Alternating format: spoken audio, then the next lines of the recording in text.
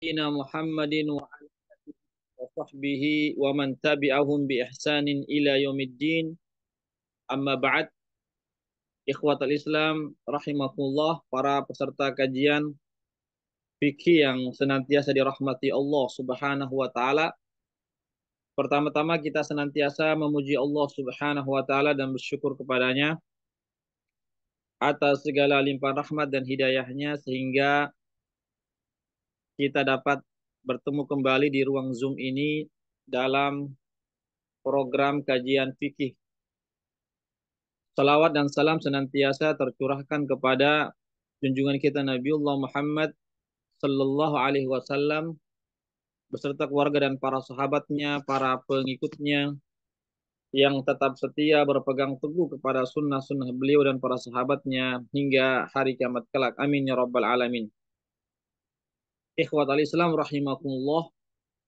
Insyaallah pada malam hari ini kita melanjutkan kajian fikih kita yang kita kaji, yang kita bahas dari kitab Ibhajul Mu'minin, kitab dari salah seorang ulama besar ya, yang bernama Syekh Al-Jibrin rahimahullahu taala, yang merupakan kitab penjelasan dari sebuah kitab yang ditulis oleh Syekh As-Sa'di rahimahullahu taala. Kita sekarang atau melanjutkan tentang pembahasan haji. Ya, kami sudah menjelaskan beberapa pembahasan tentang haji. Sekarang kita masuki pada eh, apa-apa saja yang dilarang bagi orang yang sedang melakukan ibadah haji. Ya, di sini disebutkan bahwasanya orang yang sedang melakukan ihram haji ya, atau sedang berhaji ya, sedang berihram ya, melaksanakan ibadah haji ya atau umroh misalnya, maka ada hal-hal yang mereka tidak boleh lakukan ya. Seperti misalnya dia tidak boleh mencukur rambutnya. Jadi orang yang sedang berihram, ihram haji atau umroh, maka tidak boleh dia mencukur rambutnya meskipun sedikit ya pada saat dia ihram. Ya kecuali kalau tahallul ya, tahallul memang diperintahkan kita untuk mencukur rambut ya atau memendekkan rambut. Tapi kalau belum sampai tahallul, maka kita pada saat ihram itu belum sampai pada tahallul, maka tidak boleh kita mencukur kita punya rambut atau kita mencukur bulu-bulu yang lainnya yang ada di tubuh kita. Meskipun sedikit tidak boleh juga. Ya, tidak boleh juga kita mencabutnya, misalnya mencabut bulu ketiak misalnya, tidak boleh juga kita mencabutnya. Ya, itu sebagaimana firman Allah Subhanahu wa taala dalam surah Al-Baqarah ayat 196, wala tahliqu ru'usakum, janganlah kalian mencukur rambut-rambut kalian itu pada saat ihram ya. Begitu juga orang yang sedang berihram tidak boleh melakukan memotong kukunya ya, tidak boleh memotong kuku jari tangan atau jari-jari kaki ya, tidak diperbolehkan. Begitu juga yang khususnya yang laki-laki tidak boleh memakai pakaian-pakaian yang berjahit. Kalau perempuan diperbolehkan, adapun laki-laki tidak boleh memakai pakaian-pakaian yang berjahit ya. Sebagaimana hadis Nabi ya, dalam hadis yang sahih riwayat Bukhari dan Muslim, la yalbasul qamisa wala al-imama wal baranis walal khifaf. Ya, tapi ini khusus untuk laki-laki ya. Tidak, kata Nabi, tidak, orang yang berihram tidak boleh memakai pakaian ya, baju yang berjahit atau pakaian yang berjahit, tidak boleh memakai apa namanya surban atau kopiah, tidak boleh memakai penutup kepala, dan juga tidak boleh memakai sepatu. Ya, begitu juga laki-laki tidak diperbolehkan menutup kepalanya, tidak boleh seperti kopiah atau songkok atau surban, tidak boleh. Ya, ini hanya khusus bagi laki-laki ya. Adapun memakai wangi-wangian ini tidak boleh untuk perempuan dan laki-laki. Ya, pada saat ihram kita tidak boleh memakai wangi-wangian baik laki-laki ataupun perempuan. Inilah yang dinamakan dengan hal-hal yang diharamkan bagi yang sedang berihram. Ya, hal-hal yang diharamkan untuk dilakukan bagi orang yang berihram, yaitu mencukur rambut ya atau bulu-buluan dari tubuh kita, memotong kuku ya, memakai pakaian yang berjahit, ini khusus yang laki-laki, tidak boleh yang memakai pakaian berjahit ya. Menutup kepala juga khusus laki-laki, tidak boleh untuk kepala. Adapun memakai wangi-wangian juga dilarang. Ini untuk mencakup semua laki-laki dan perempuan. Ya. Dan siapa yang sengaja melakukan ini, ya misalnya sengaja mencukur rambutnya, maka dia harus membayar fidyah. Atau sengaja memakai wangi-wangian, maka dia harus membayar fidyah. Fidyahnya itu boleh dia memilih. Apakah dia berpuasa ya selama 3 hari, atau dia bersedekah, ya bersedekah ya memberikan makan kepada fakir miskin, atau dia menyembeli 1 ekor kambing.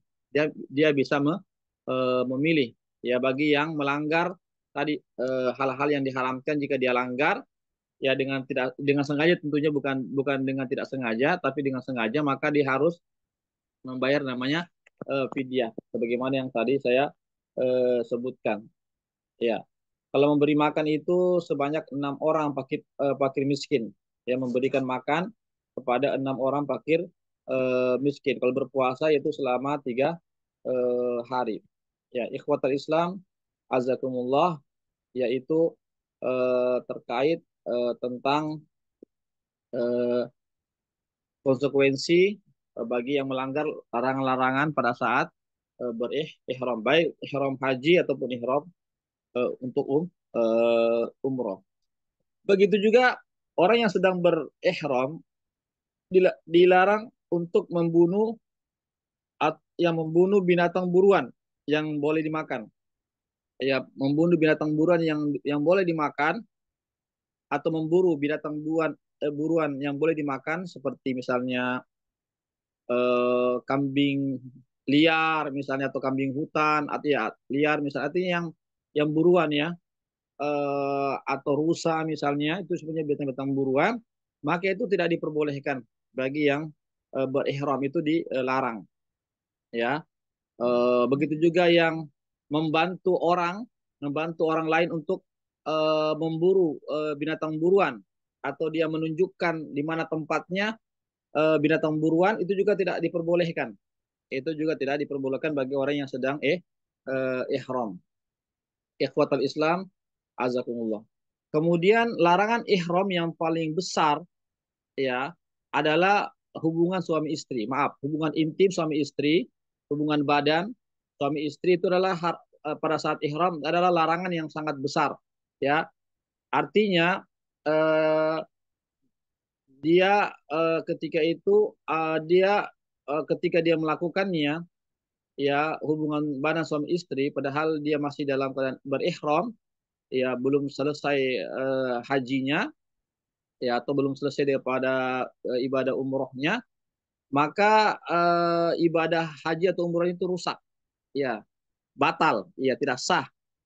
Yang kedua, dia harus membayar fidyah. Fidyahnya itu adalah menyembeli 1 ekor unta, ya menyembeli 1 ekor unta. Jadi ini harus diperhatikan baik-baik ya bagi orang yang berihram haji atau umroh, jangan sampai dia melakukan hubungan badan suami istri padahal belum selesai tahallulnya, ya belum selesai menyelesaikan seluruh rangkaian ibadah hajinya, ya karena dia pertama hajinya rusak atau umrohnya batal. Yang kedua, dia harus membayar fidyah, yaitu menyembelih 1 ekor unta.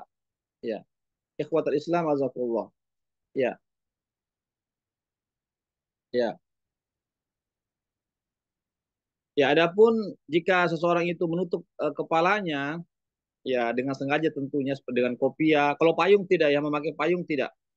Ya, atau apa namanya, naik di atas bis, kemudian ada penutup bisnya itu, ya itu tidak. Itu kalau yang apa namanya, kalau memakai kopiah misalnya, ya atau memakai serban yang menempel itu di kepala, maka itu apa namanya, eh, mendapat eh, harus, kalau sengaja maka dia harus membayar fidyah ya, atau memakai pakaian yang berjahit dengan sengaja, maka dia harus membayar fidyah. Ya, ikhwatal Islam, atau wanita menutup wajahnya, atau wanita yang menutup wajahnya juga, maka dia juga harus membayar dengan sengaja tentunya, maka dia harus membayar fidyah itu. Kecuali kalau dia mesti harus menutup wajahnya, misalnya karena di situ ada laki-laki yang bukan mahramnya di tempat itu, maka dia tidak mengapa menutup wajahnya. Begitu juga wanita yang memakai kos tangan juga, kalau dia sengaja maka dia wajib membayar fidyah. Kecuali kalau dia harus memakai itu, ya, kecuali kalau dia mengharuskan memakai kos tangan, agar tidak terlihat daripada yang bukan mahramnya, maka itu tidak mengapa, jadi dimaafkan. Atau orang yang berihram itu memakai wangi-wangian, maka dia harus membayar fidyah. Dan dia diberikan pilihan, boleh berpuasa 3 hari, atau memberikan makan kepada 6 orang fakir miskin, atau menyembelih 1 ekor kambing. Ya, ada memberikan makan kepada 6 orang fakir miskin, masing-masing orang itu fakir miskin itu diberikan setengah sok berupa makanan pokok, setengah sok, ya, setengah sok berupa makanan pokok, dan tentu dibagikan kepada orang-orang miskin yang ada di kota Mekah. Ya. Adapun apabila seorang yang berihram haji atau umroh itu berburu binatang buruan atau membunuh binatang buruan, maka dia diberikan 2 pilihan membayar fidyahnya, yaitu apa? Menyembelih.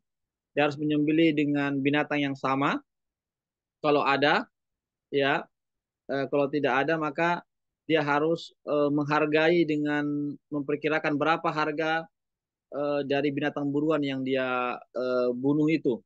Ya, begitu. Lalu harganya itu dibelikan makanan, lalu diberikan kepada orang orang miskin. Ya, begitu. Ya, 1 orang miskin itu dihargai dengan setengah sok, ya, setengah sok makanan pokok.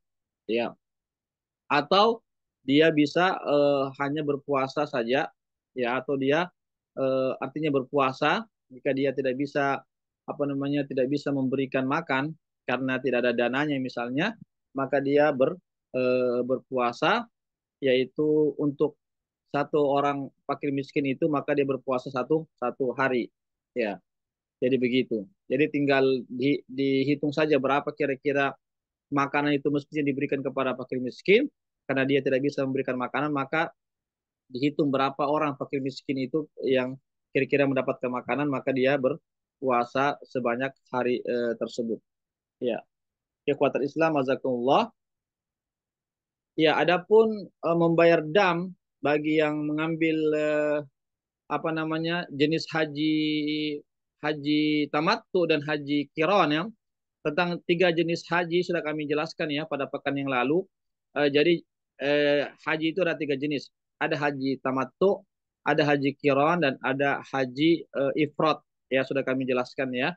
Dan ada juga masing-masing konsekuensinya. Kalau haji tamattu dan haji kiron, maka dia harus membayar dam. Dia membayar dam. Itu apa? Menyembeli 1 ekor kambing. Ya. Namun jika dia tidak mampu ya menyembeli 1 ekor kambing, maka dia wajib berpuasa 10 hari.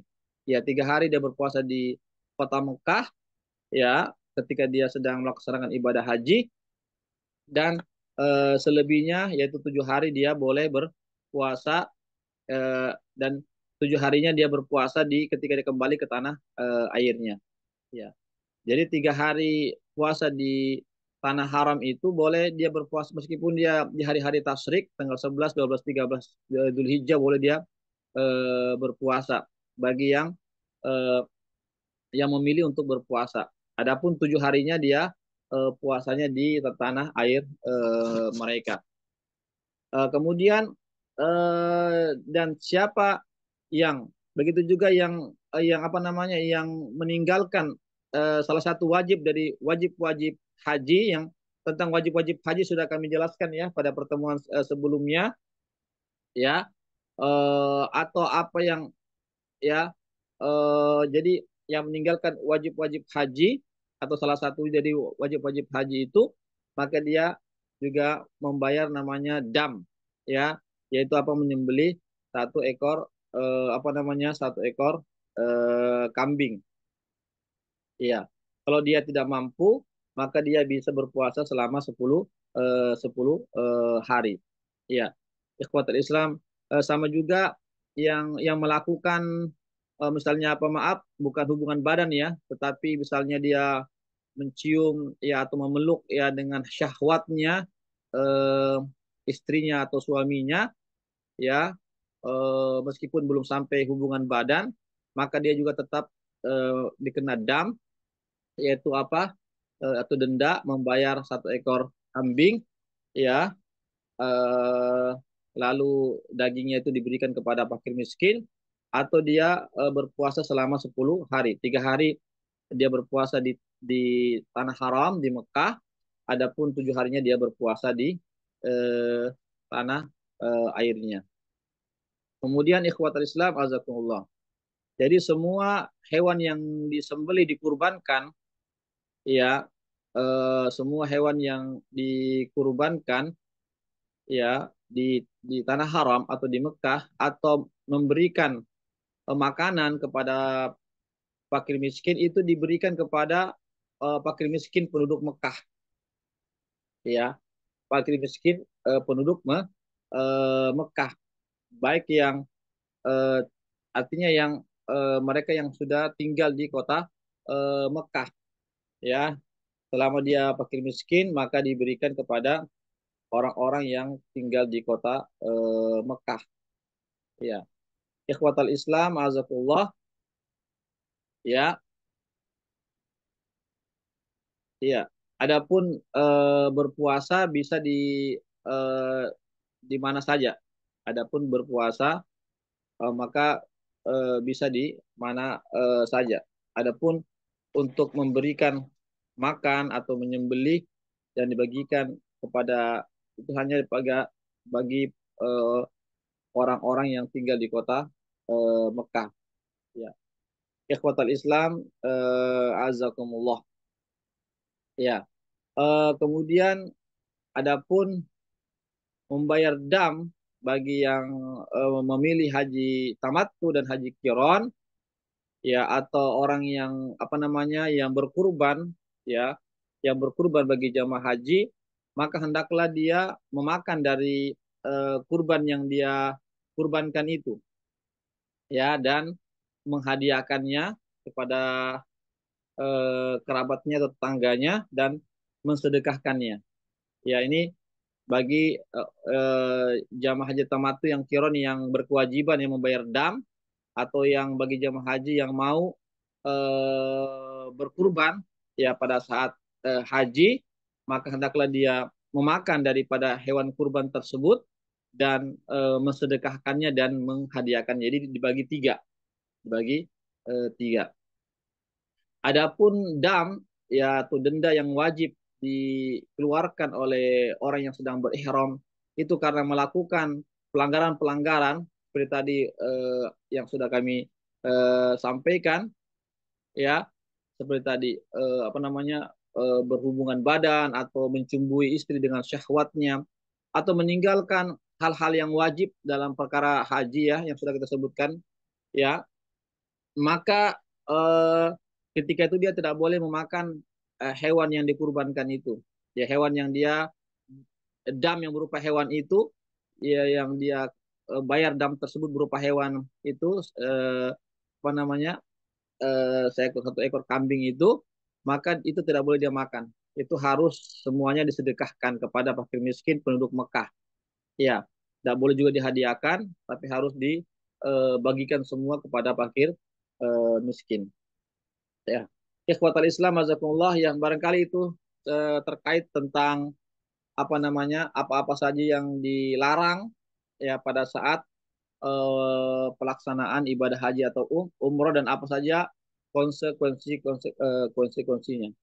Ya, barangkali ini yang bisa kami sampaikan, ya, ya, tentang apa namanya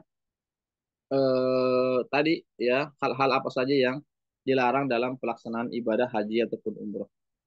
Ya, ada yang mau ditanyakan? Silakan. Silakan kalau ada yang mau bertanya.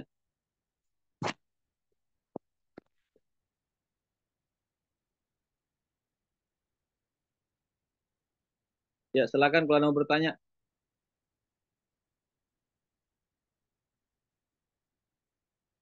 Baik, kalau tidak ada yang bertanya, maka kita cukupkan sampai di sini dulu ya kajian kita ya tentang persoalan masalah haji, khususnya pembahasan tentang apa-apa saja yang dilarang dilakukan bagi orang yang sedang berihram haji atau berihram umroh dan apa saja konsekuensi-konsekuensi yang harus dilakukan seandainya mereka melanggar larangan-larangan tersebut secara sengaja. Ya, adapun tidak sengaja ya tentu tidak ada kewajiban baginya. Ya. Demikianlah apa yang bisa kami sampaikan. Mohon maaf sekali lagi. Yang benar datangnya dari Allah saja, yang khilaf, yang salah dari kami. Kami mohon ampun kepada Allah dan kami mohon maaf kepada para peserta kajian. Sekali lagi kami ucapkan jazakumullah khairan kepada para peserta kajian yang sudah hadir pada malam hari ini. Dan kami juga mengucapkan jazakumullah khairan pada para donatur yang sudah berpartisipasi terlaksananya kegiatan kali ini. Semoga Allah Subhanahu wa taala senantiasa memberikan taufik dan hidayahnya memberkahi daripada usaha-usaha para donatur semuanya. Demikianlah kami undur diri. Insya Allah kami akan kirimkan rekamannya. Ya, adapun rekaman pekan yang lalu, insya Allah kami akan rekamkan ya. Waktu itu pekan yang lalu itu waktu kami tidak sempat merekamkan karena kondisi kami ketika itu lagi safar. Maka insya Allah akan kami rekamkan secara manual dan akan kami kirimkan insya Allah. Demikianlah, insya Allah kita akan bertemu lagi di besok pagi, yaitu kajian hadis, ya sekitar jam 6 ya, ya jam atau setengah 7 sampai setengah 8 insya Allah, kajian hadis insya Allah.